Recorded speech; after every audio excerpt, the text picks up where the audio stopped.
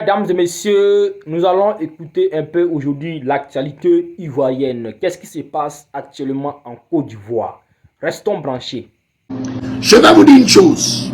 Il y a un homme qui avait été tué en Côte d'Ivoire, qui avait été empoisonné. Sa mort a fait mal à toute l'Afrique de l'Ouest. Et ce personnage était Monsieur Ahmed Bakayoko. Un monsieur qui était aimé par tous les partis à cause de sa bonté. Et sa mort a fait mal à beaucoup d'autorités françaises. Je n'ai pas fréquenté ce monsieur. Je n'étais pas dans sa vie privée. Mais Dieu me montrait que quand il partait en Europe, il aidait même des autorités françaises. Il leur donnait des enveloppes pour régler certaines situations. Et quand sa mort a été faite sans leur consentement, ils n'ont pas digéré. Ils ont gardé comme un richaud quelque part. Ils ont mis un nom sur la mort de ce monsieur. Ils ont mis un visage sur la mort de ce monsieur. Et voilà que maintenant que nous sommes là, quelqu'un insiste pour essayer de dire: je vais prendre ce pouvoir, je vais le prendre, je vais le diriger. Mais pendant qu'il est en train de parler, je vois ce ricochet de la mort de ce monsieur, où on avait mis un visage et un nom, qui est en train de ressortir dans les hautes autorités françaises. Ils ne veulent pas sentir ce monsieur. Depuis, je vous le dis, vous ne comprenez pas. Si la France voulait sentir ce monsieur, tout allait aller rapidement. Il me dit, l'insistance est vaine. Tout ce qu'ils sont en train de faire est vaine. Et que s'ils insistent, ils me croiseront sur leur chemin. La vente de drogue, là, c'est le gouvernement lui-même qui gère désormais la vente de drogue. Mais Laurent Gbagbo, le président a dit qu'on a bédié. Mais n'ont pas fait ça dans la Côte d'Ivoire. Ce mal que vous infligez au peuple de Côte d'Ivoire, là. On n'a pas vu ça sous Gbagbo. Des gouvernants qui vendent la drogue. Aujourd'hui, c'est un photocopie qui gère tout ce qui est marché de drogue en Côte d'Ivoire. Et même au campus universitaire. On a voulu que la FESI s'invite dans la vente de drogue. Comme le général Kambou a refusé, on a tué le général sorcier, c'est-à-dire le pouvoir d'Abidjan, a tué le général sorcier. On a accusé Kambou pour trouver un prétexte pour dissoudre la FESI. Pourquoi? Parce que la FESI n'a pas voulu jouer le jeu du RDR. La FESI n'a pas voulu s'aligner au jeu du RDR. On a entendu ici les écoutes téléphoniques de KB, qui est un député RDR, qui a dit qu'il allait envoyer des gens pour aller faire mal à Kambou. Ils allaient descendre sur le campus universitaire. Mais le procureur Adou Richard n'a pas vu ça. Mais chers camarades, procureur lui-même là, c'est un vendeur de poupou-napou. C'est un procureur qui prend de la cocaïne. Parce qu'en réalité, procureur est là. Apollo à les entourer est là. Et puis on brûle tout le stock de cocaïne. Et 200 kilos ont miraculeusement disparu. Ah, Apollo, c'est que tu es un incompétent. C'est vendre les îles gendarmes là. C'est ça ce que tu connais. Sinon, la drogue là, comment tu as saisi la drogue? Et puis 200 kilos ont fuité.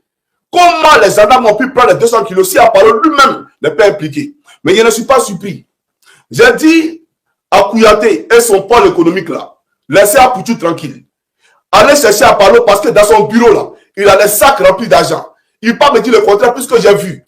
Son Léopold, et à toi Léopold, il y a l'ancien message d'abord avant de déconstruire ce commandant faussaire. J'aimerais dire à Léopold, regardez vous-même, quelle injustice dans la gendarmerie. Une injustice flagrante. Voilà un gendarme.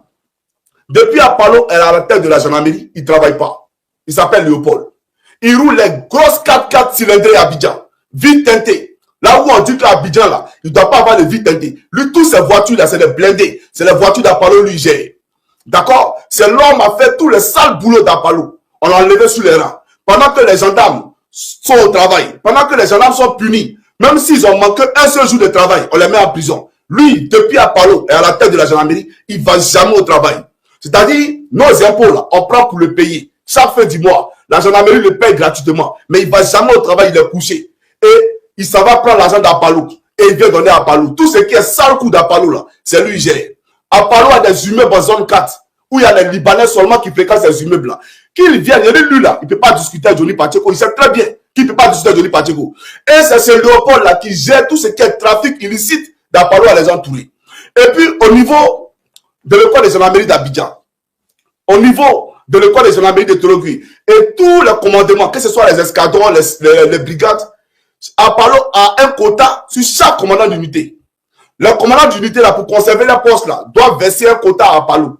Et donc, Apalo raquette toutes les unités de Côte d'Ivoire. Le corps des gendarmeries, là, les élèves gendarmes, ils ne perçoivent pas leur bourse. C'est-à-dire, leur salaire, là, on ne leur donne pas. D'accord? Nous, quand on était à Toro, que vous vous rappelez, je vous ai expliqué, souvent même là, on peut nous payer 200 francs par mois. Si toute la bourse que l'État donnait là, on nous facturait, on dit on doit popo 300 000, on doit photo 500 000, on doit ceci, même foyer, le foyer de l'école des gendarmeries. Quand vous faites l'audit là, pour voir les articles qui sont dedans, ça n'atteint même pas 20 000. Mais quand nous on monte des gardes par semaine là, on nous dit qu'on a fait perdre 2 millions. C'est-à-dire notre peloton, on a fait perdre 2 millions. Ils vont nous faire payer les 2 millions là jusqu'à ce que notre formation finisse. Et chaque semaine, quand on monte de semaine, chaque camarade, les 2 millions là, ça grimpe, ça grimpe, ça grimpe. Voilà la NAC, l'escroquerie qui est créée autour, bien entendu, de cette formation gendarmique là. Et c'est Apalo qui est bien entendu l'instigateur, celui qui raquette aujourd'hui tous les gendarmes qui sont malheureux. Et il se plaît qu'il y ait les raquettes. Pourtant, c'est lui-même qui est le premier des raquetteurs en Côte d'Ivoire. Alors, j'aimerais dire que je suis ahuri. Je suis choqué parce qu'aujourd'hui, ceux qui sont censés protéger les Ivoiriens sont des vendeurs de drogue. On juge des gendarmes, du jamais vu en Côte d'Ivoire. On juge des gendarmes pour vendre de drogue sous le commandement de ces rebelles d'Apalo à les entourer. Voilà la réalité. Donc, j'aimerais dire ceci. Je vais vous présenter une vidéo parce que là, maintenant, on passe au deuxième volet. Au deuxième volet, où on va écouter d'abord ceux qui va Frigion. Et après, voilà, je vais vous passer maintenant à parler à les entourer. Ne quittez pas, je viens. Voilà. Alors, je vous présente ça rapidement. La vidéo de M. Solo qui va Frigion. C'est parti. Je suis un Ivoirien. Je suis fils de ce pays. J'ai été à de hautes fonctions de l'État de Côte d'Ivoire. J'ai été ministre d'État. Je suis le commandant de brigade. J'ai été Premier ministre. J'ai été ministre de la Défense. J'ai été président de l'Assemblée nationale.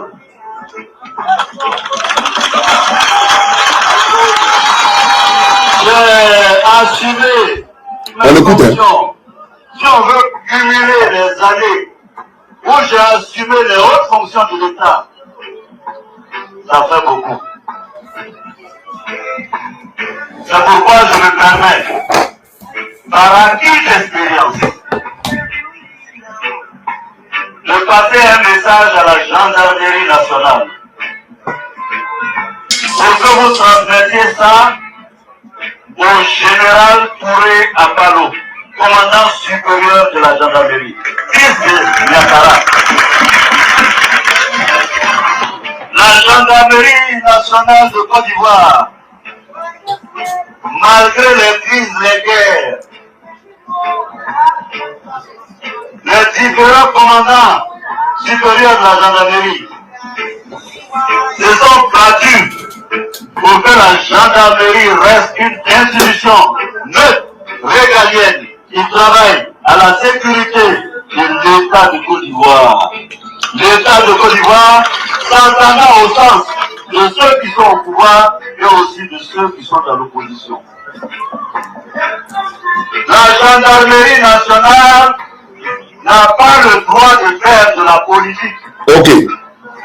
La gendarmerie nationale ne doit pas être dans un camp. Ok. La gendarmerie nationale va rester collée, attachée à cette mission régalienne. Je le dis, c'est important. Donc la gendarmerie nationale n'a qu'à quitter dans la politique. La gendarmerie n'a qu'à laisser les politiciens faire la politique. Dites ça à Apalo de ma part. Dites ça à Apalo de ma part. Il me connaît. Il sait où on se voyait. Donc, ce que Guillaume Soro dit là, et ce que Johnny dit là, c'est la même chose. Je vous ai dit ici qu'Apalo m'a remis une chemise du RDR, une chemise du RHDP.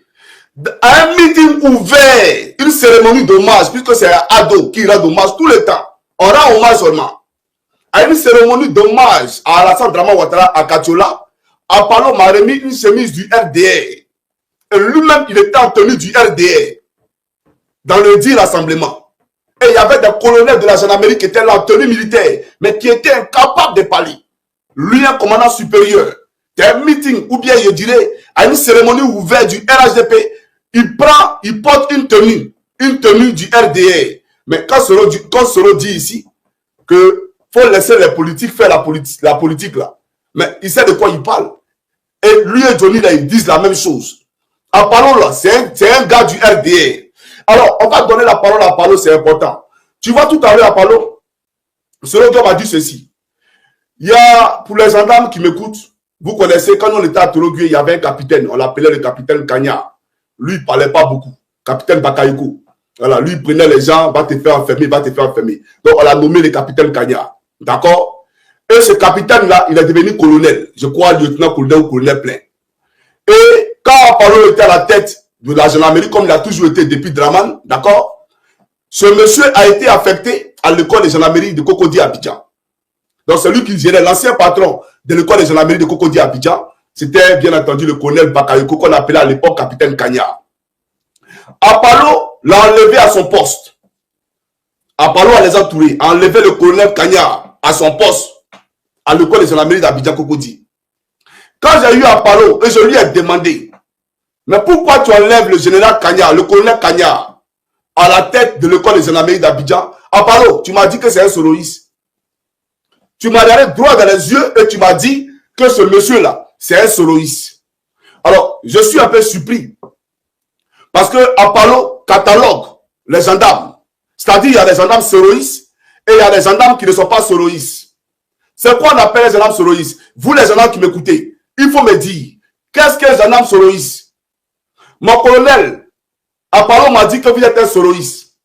Qu'est-ce qu'un colonel soloiste? Je vais savoir. Voilà pourquoi il vous a levé à la tête de l'école de gendarmerie. Il est allé vous torpiller chez le président de la République, chez le ministre de la Défense. Ils vous ont enlevé là-bas sous prétexte que vous travaillez pour Solo Kibafouligion. Moi, je pensais que la gendarmerie, là, elle était pro-patria, pro-légué. Elle était pour la patrie et pour la loi. Elle était apolitique. Mais Apollo nous a dit, à moi, Johnny Pacheco, parce qu'il sait qui me l'a dit. Et Jésus est témoin, il sait qui me l'a dit. Il dit le capitaine Kanya, qu'on appelait capitaine Kanya, qui est devenu colonel, était soloiste. Voilà pourquoi il a enlevé la tête de l'école de gendarmerie d'Abidjan. Alors, si c'est un soloiste, Solo-Guillaume a raison alors. Parce que toi, Solo-Guillaume dit à Apollo, il faut arrêter de faire la politique. Laisse la politique aux politiciens. Et il a dit à tes parents, dans ton village, qu'ils te fassent cette commission-là. Alors, on va avancer parce qu'il faut qu'on avance. J'aimerais dire à Apollo, j'ai écouté un de ses discours qui m'a vraiment fait marrer. On va écouter ça ensemble. Voilà. Et puis, j'aimerais dire au public TikTok, excusez-moi, j'ai oublié de charger mon téléphone pour faire ce live-là en même temps là-bas. Donc, je suis à 10%. Voilà. Si ce live s'éteint, d'accord, il faut basculer sur YouTube. Voilà. Vous allez me trouver là. Vos camarades vous attendent. Ils sont 2800 personnes. Ils vous attendent ici. Venez, vous allez écouter la bonne nouvelle. Voilà. Vous m'excusez, c'est pas de ma faute. J'ai oublié. Voilà. Parce que le téléphone, généralement, que je prends pour faire mes vidéos sur TikTok, c'est ce téléphone-là. Mais aujourd'hui, j'ai présenté les peu de documentaires à partir de ce téléphone-là. Désolé, je n'ai pas chargé ce téléphone sur lequel je m'adresse à vous. Voilà. J'espère que vous me comprenez. Et je vous aime très fort. Que Dieu vous bénisse. Alors, chers amis, on va écouter Apollo et après, je poursuis la locution. Alors, on va écouter ce rebelle d'Apollo à les entourer. Suivez, c'est parti. Vous parlez, initialement, c'était pour vous féliciter. Vous êtes les responsables de demain. Vous êtes l'avenir de la Côte d'Ivoire de demain. Oh, mais il se passe quoi là? Mais qu'est-ce qu'il y a? Arrêtez de m'emmerder là. Un instant, s'il vous plaît. On reprend. Vous parlez, initialement, c'était pour vous. C'est quoi ton problème? C'est quoi ton problème? Qu'est-ce qu'il y a? Mais c'est quoi ton problème? Tu m'appelles, on se connaît, tu m'appelles pourquoi? Mais je ne comprends pas ces gens-là, quoi. Franchement, tu es bloqué. Je viens, les gars, il a bloqué ce type-là. Je le bloque rapidement, là. Je ne comprends pas, c'est les militants du LDL. Là, on dirait, vous l'appelez. Tu m'appelles, c'est par rapport à quoi? Écoutez très bien cette vidéo-là, c'est parti. Vous parlez, initialement, c'était pour vous féliciter. Vous êtes les responsables de demain. Vous êtes l'avenir de la Côte d'Ivoire de demain. Pour ceux qui ne sont pas de notre pays et qui doivent peut-être en congé ou qui doivent repartir chez eux, vous êtes les responsables de demain dans votre pays.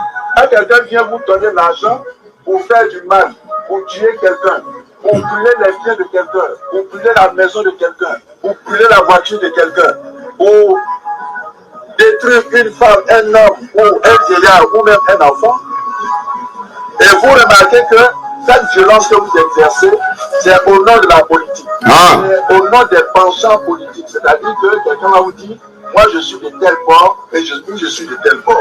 Ceux qui vous demandent de faire ça aujourd'hui, c'est des gens qui ont profité des moments de paix avant. Il y avait la paix en Côte d'Ivoire. Mais tout le monde n'était pas d'accord avec ce que le président Fouad faisait. Mais même s'il y en a qui n'étaient pas d'accord avec, ils ne prenaient pas de fusil, ils ne donnaient pas de fusil aux gens pour aller tuer. Ils ne demandaient pas à la jeunesse de part et d'autre de se battre.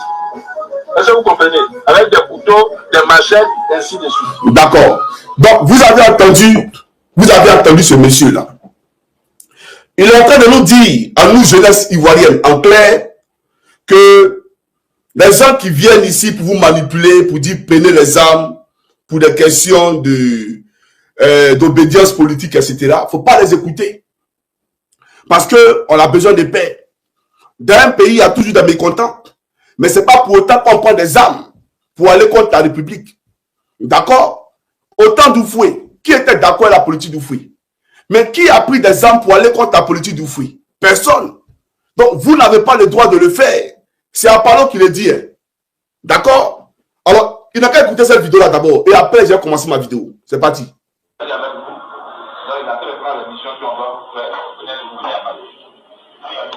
le président aussi, il un gendarme. Le commandant école de il nous a vraiment été d'un grand support. Il nous a arrangé, il nous a donné du matériel là-bas pour combattre. Donc, vous voyez que tous les gens ne sont pas nos ennemis. Il y a le commandant du pays. Voilà. Donc ici, là, ici, Ouattao parlait en qualité de quoi? De rebelle. Il parlait en qualité de rebelle qui attaquait la République de Côte d'Ivoire. En parlant qui disait hier aux jeunes de Côte d'Ivoire de ne pas faire la guerre parce que la guerre n'est pas bonne, de faire la paix. Et même si en Côte d'Ivoire il y a des mécontents, c'est pas pour autant qu'on va prendre des armes contre son pays. D'accord? Et ne faites pas ça à des fins politiques. En parlant à les entourer. Lui qui est gendarme. Censé protéger la loi. Censé être le garant, bien entendu, des institutions de la République. D'accord? Censé protéger les Ivoiriens. Ce monsieur-là, il y a un rebelle qui rend témoignage. D'accord? En l'occurrence, Ouattao, qui dit que Apollo Alexandre Touré a donné l'école de gendarmerie de Torogué à la rébellion. Et non seulement il a donné l'école de gendarmerie de Torogué à la rébellion, mais il a fourni en armement, il a donné des armes, du matériel lourd pour pouvoir combattre Bagbolora. Et il les a aidés dans la prise de Daloa. Bon, lui là, c'est lui qui parlait tout à l'heure aux jeunes. Donc, de qui se moque-t-on? De qui se fout-on? Moi, j'entends les gens parler. Je vois les gens. Oui, Johnny, il veut pas la paix. Il veut pas la paix. J'ai même vu un bouvier là. Un bouvier, c'est-à-dire, ils sont à Paris. Dans ce parti de RDR. Ce parti de Djoula. Et moi, Johnny, de venir faire un combat pour ces Djoula, pour qu'eux, ils restent au pouvoir, pour djoulatiser la Côte d'Ivoire, pour léser toutes les autres populations, toutes les autres couches sociales de la Côte d'Ivoire. Eux, ils sont au pouvoir, ils se partagent les gâteaux ivoiriens entre eux. Et puis, c'est nous, là, de l'Ouest, on a qu'à venir faire votre combat. Mais menez votre combat. Parce que quand votre ado a besoin de vous, on ne vous voyez pas. Mais parce que Johnny a quitté ce navire de racistes, ils viennent, ils sont acharnés. Johnny ceci, Johnny cela. Même tous ceux qui ne faisaient plus vidéo. Aujourd'hui, on les voit parler de Johnny, de parler de Johnny. C'est moi qui fais combat pour vous. Vos pères ne vous ont pas accouché, garçon ou femme. Chaque camarade, foutez la paix à Johnny. Mais j'aimerais dire ceci. Vous là, vous les gens du RDL là. Voilà votre Apollo à les entourer là. Ce Apollo. Mais quelle est sa probité morale? Il est de quelle probité morale ce Apollo? Ce gars qui a dit que Johnny va finir comme Bob Lee, ce gars-là, ce Lacoste ou bien quoi là, tu as dit qu'il a fini comme Bob Lee. Mais j'ai dit que vous l'avez empoisonné. Donc quand tu dis qu'il a fini comme Bob Lee, on comprend. Bob Lee a été empoisonné, tout le monde le sait. Mais c'est ton père et ta mère qui vont finir comme Bob Lee. C'est toi-même qui as fini comme Bob Lee. Parce que vous ne pouvez rien sur ma vie. Parce que je suis un enfant de Jésus-Christ. C'est vous qui êtes les fils des ténèbres. C'est vous qui êtes les enfants de la malédiction. Voilà pourquoi vous avez pris des armes pour venir endeuiller vos frères en Côte d'Ivoire. C'est vous les enfants des malheurs. Nous là, nous sommes des enfants bénis. La preuve, Dramane, depuis ses 15 années de pouvoir, dans sa barbarie, sa forfaiture et sa dictature, aucun fils de la Côte d'Ivoire, de l'Ouest, de l'Est, du Sud, a pris des armes pour venir inquiéter sa république bananière. Aucun fils de la Côte d'Ivoire, parce que ce n'est pas notre culture.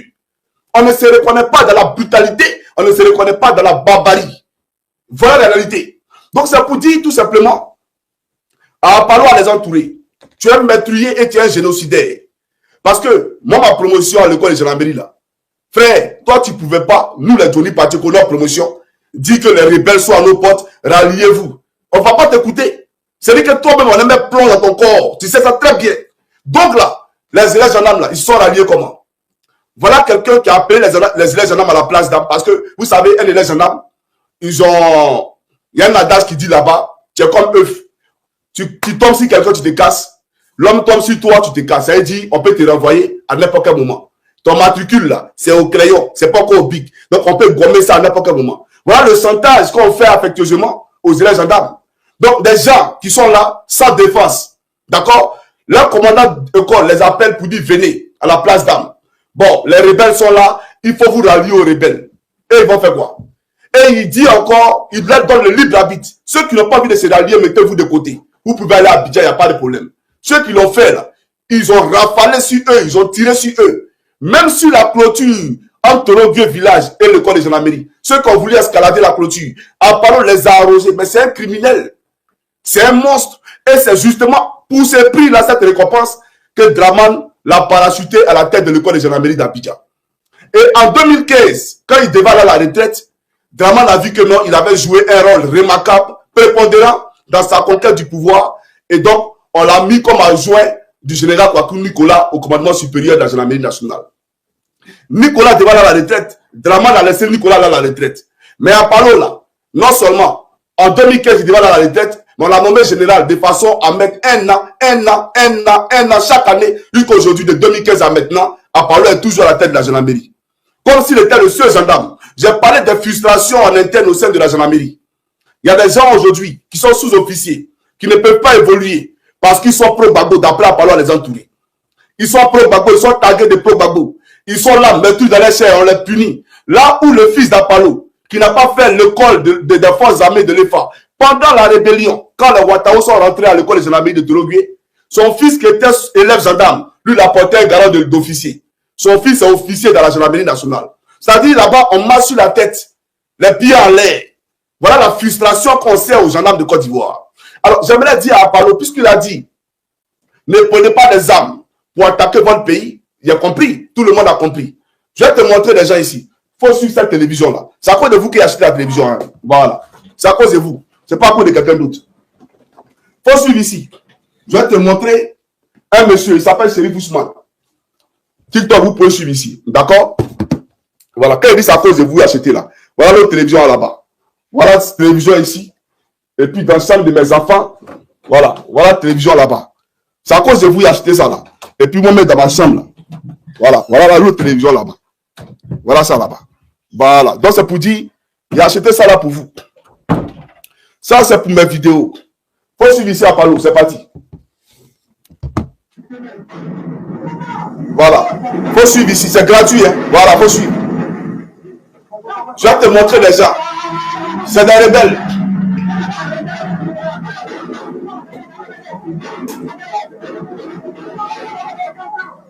Faut écouter.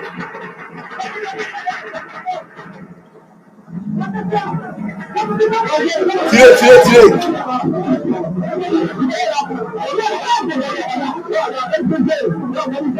Lui qui vient là. Nous sommes venus ici à la SFPC, la même chose là. C'est Boado, blabla. On va tuer. Lui qui a dit on va tuer là.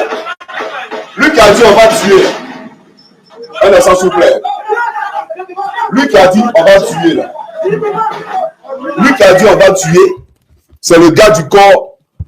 C'était le gars du corps d'Alassane Ouattara quand Dramane était Premier ministre de Côte d'Ivoire. Il était son gars du corps avec Ibrahim Koulibaly. Et là, c'est les rebelles entre eux qui se faisaient la guerre parce qu'il fallait tuer IB. Il fallait tuer le sergent-chef Ibrahim Koulibaly. Alors, on va aller à profondeur, chers camarades. On va aller à profondeur, je viens. Ils sont toi, ils même vous savez.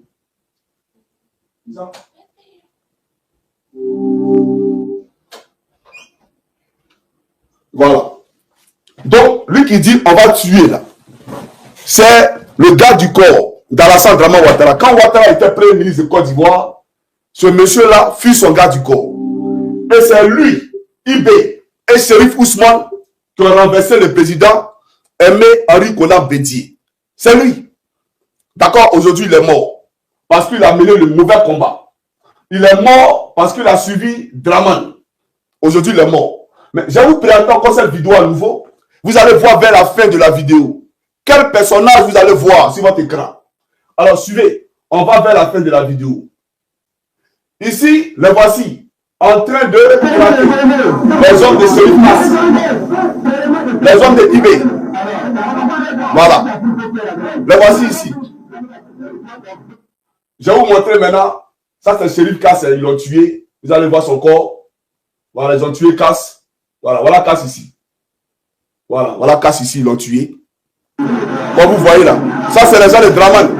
Ils ont tué Kass. Maintenant, lui qui a tué Kass là, le voici, il va parler. Le voici ici. Voilà, le voici. Suivez. Vous le connaissez? Lui là. Abalo.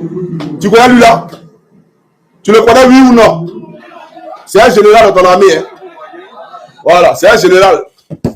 C'est un général dans ton armée. Il s'appelle Chérif Ousmane. C'est lui qui défile là. Voilà, au parc à danser. Il défile au parc à danser. C'est lui que, fête d'indépendance de Côte d'Ivoire, Dramane est assis.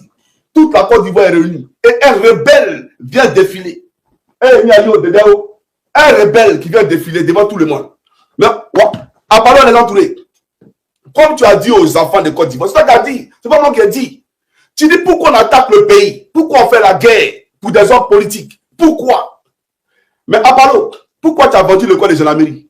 Peut-être que tu n'es pas un homme politique. Pourquoi as-tu vendu le corps de gendarmerie à la rébellion? Pourquoi? Il faut expliquer ça aux Ivoiriens.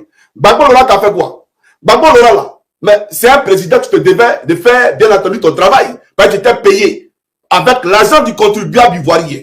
Tu as trahi la République de Côte d'Ivoire. Et aujourd'hui, le prix de ta traîtrise, le prix de ta trahison, c'est ça. Général 4 étoiles. Tout ça là, pour ça là. Tes étoiles là, on dirait coquillage de comment on appelle ça là. C'est à cause de ça là que tu as massacré la foi des gens. C'est à cause de ça que tu as vendu ton orgueil là. Voilà un monsieur, celui qui fait la morale aux gens, un valet de drogue. Quelqu'un qui vient dire devant caméra, en présence de procureur, que oui, la drogue là, tout a été brûlé, etc., etc. Déjà, 200 kilos ont disparu. 200 kilos de drogue ont disparu. Apollo et ses acolytes ont vendu ces kilos de drogue. Mais ton Adou Richard là, lui va dire quoi? On était assis dans le même bar à Korogo. Elle a gommé autour de lui, en train de boire, en train de fumer. Vous là, vous n'avez rien à dire aux Ivoiriens. Vous tous qui trompez vos femmes dans les bars, parce qu'on a bu ensemble, on a fait la bordellerie ensemble. Dans un bar à Korogo, c'est ça très bien. De quoi je parle? Donc je ne suis pas surpris que 200 kilos de drogue disparaissent. Si on a les Adou Richard comme procureur, si on est en parlant à les entourer, c'est rebelles à la tête de la gendarmerie. Je ne suis pas surpris. Toutes les petites filles de Korogo, que vous avez m'appelant. Bon, laissez ça, mais ça, bon, un homme il m'appelant, mais c'est pour dire que vous n'êtes pas les gens fidèles. Voilà. Vous n'êtes pas les gens fidèles. Mais ici, là, celui qui parle s'appelle Chérif Ousmane. Chérif Ousmane se rebelle, ce général d'après vous-même. Et qui l'a nommé général? Dramane. Avant de le nommer général, il était quoi? Préfet militaire pour service rendu à la Côte d'Ivoire. Et quel est le service qu'il a rendu à la Côte d'Ivoire? Je viens. Je vais vous montrer les services. Voilà. Vous allez voir les services de Côte d'Ivoire. Voilà. Écrivez Johnny, je vais voir les services que Chérif Ousmane nous a rendu. Écrivez en commentaire. Écrivez Johnny, je vais voir les services. Voilà, chers camarades. Écrivez Johnny, je vais voir les services. Qui dit il n'y a pas de son là? Mon frère, il faut revoir ta connexion. Est-ce que vous m'entendez?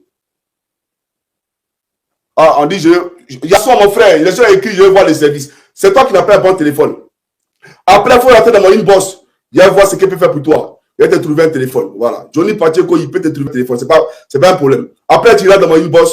Il va t'envoyer plein de téléphones ici. Il va voir comment il peut t'envoyer un téléphone. Voilà. Alors, merci pour le service rendu. Voici le service que Shérif nous a rendu. Suivez, c'est parti. Le gars prenait le sang pour boire. Et ce n'est pas fini. Moi, en tant qu'un garçon,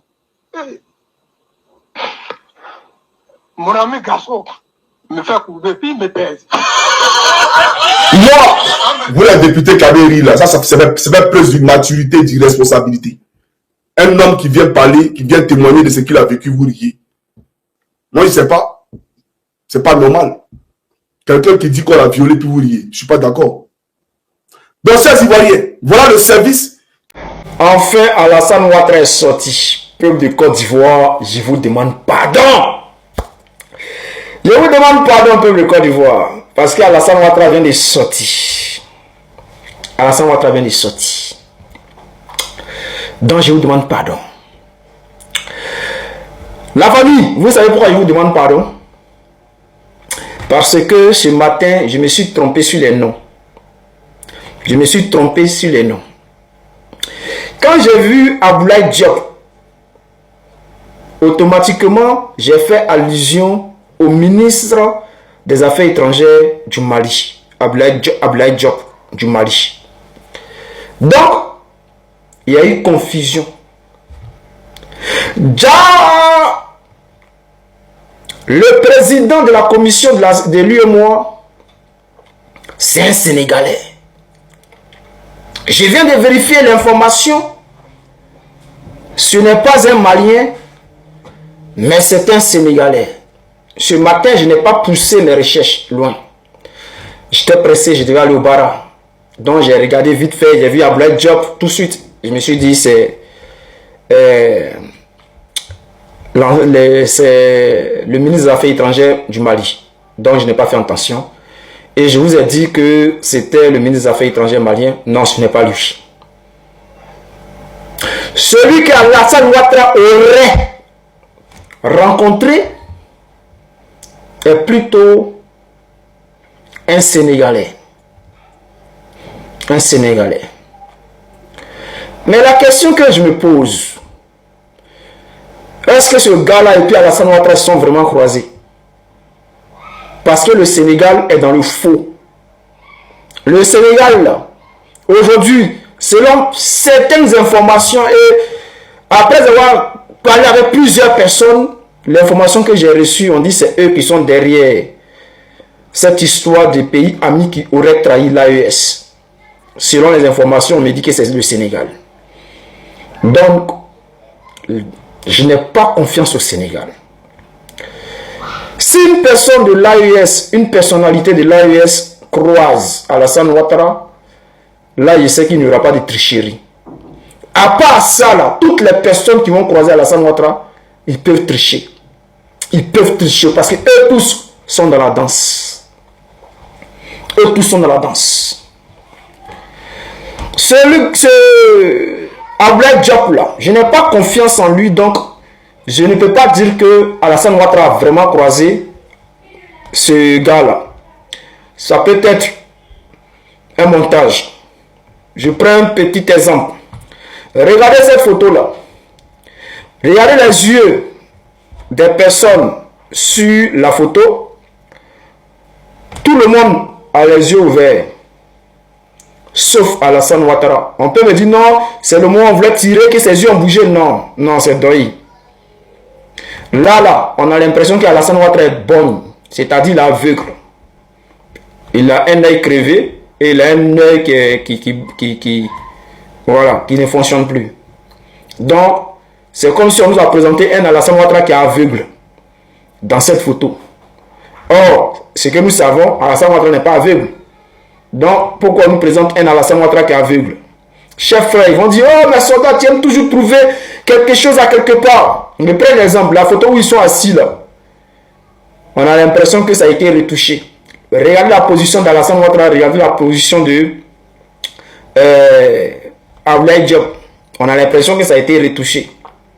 Ce qui est bizarre, où il y a le communiqué final, on ne voit pas Alassane Ouattara sur la photo.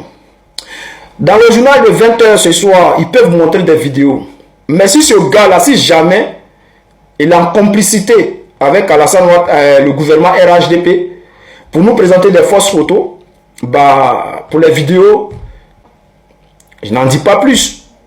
Voilà, donc, chers frères, Alassane Ouattara est sorti, d'accord, on a compris. Peut-être il sera dans le journal de 20h, d'accord, on a compris. Pour l'instant, je vais continuer à pousser mes recherches loin. Voilà. Sinon, hormis ça, c'est Alassane Ouattara qu'on voit là. Nous, on a dit qu'il est malade, vous dites qu'il n'est pas malade. Regardez vous-même, regardez ce monsieur. Regardez ce monsieur-là. Vous êtes sûr que ce gars-là, ça va? Bon, quand tu vas parler, ils vont dire non, tu es contre Dramane Ouattara. Je vous laisse avec vos Dramane Ouattara. Je m'en vais au champ.